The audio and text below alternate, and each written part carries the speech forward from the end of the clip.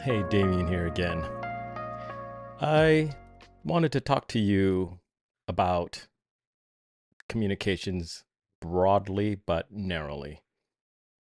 You see, I was actually talking to one of my friends the other day, and she was having trouble negotiating with her child. And when we were talking, she started realizing that it was a constant battle between her and what her 6 year old kid wanted. I think what we don't often realize is that when we negotiate, we often get into these conversations from an adversarial standpoint. You see, I've been working with in the sciences and academic spheres for, gosh, maybe the past 30 years. Been in a lot of contract negotiations and a lot of collaborations with very highly intelligent people, which often sometimes feel like childish conversations. But what most of us do not realize in negotiations is that what you're trying to do is get to an agreement. Get to an agreement not for just yourself, but for others. And I think we don't see this through the lens of a mindset. And what mindset are we choosing depends upon what we want out of the conversation. And you see, where we see a negotiation as a give and take or a zero sum strategy, in reality, it's actually a kind of a clear focus vision for the future that both parties want. And most parties want to be happy. And I think we're not taking into considerations the emotions behind it. So my question to you is like, what is it that you want when you're in some kind of negotiations of give and take? I tend to look at it differently and tend to recommend others that I work with to look at negotiations as a form of collaboration. Utilizing the word collaboration alone provides a different lens, different emotional lens that drops down a lot of the defense.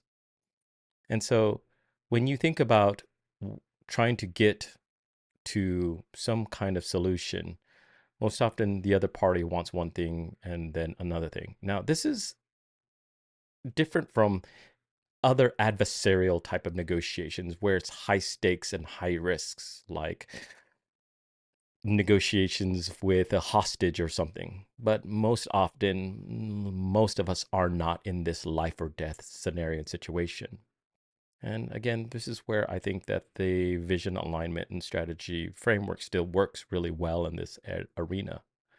But what I want to introduce is the concepts of our emotional intelligence behind that, our EQ, and not from a basis of fear of loss of what we can be losing in the conversations or negotiations, but what we can be gaining from it. But that is based upon what you want truly out of the conversation. And first things first is kind of defining what do you want for yourself, and then understand what do you want for the other party that's joining you in that conversation. You see, we don't often think about this for ourselves because we instantly default to what am I going to lose?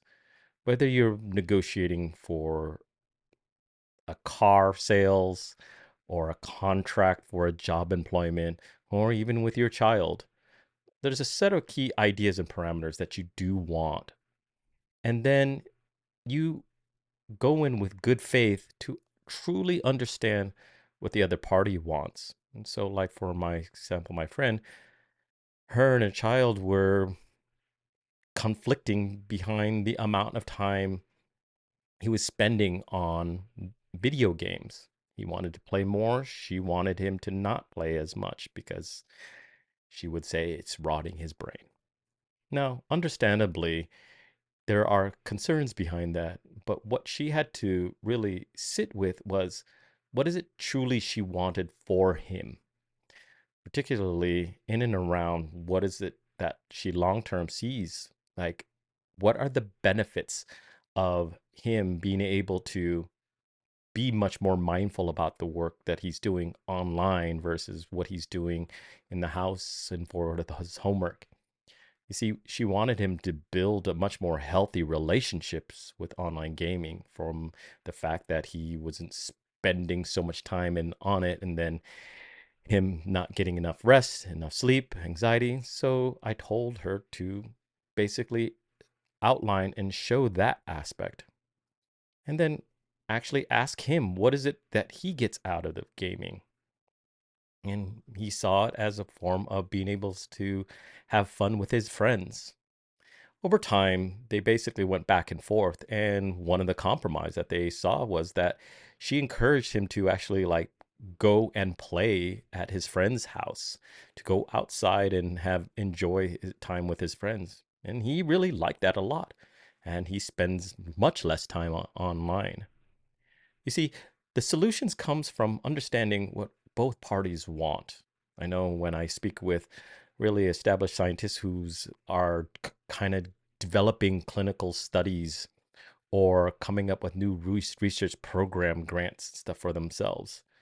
What they have to understand is understanding truly what the other party wants will ultimately get you what you want. So ask the other person instead of negotiation, what can we collaborate on?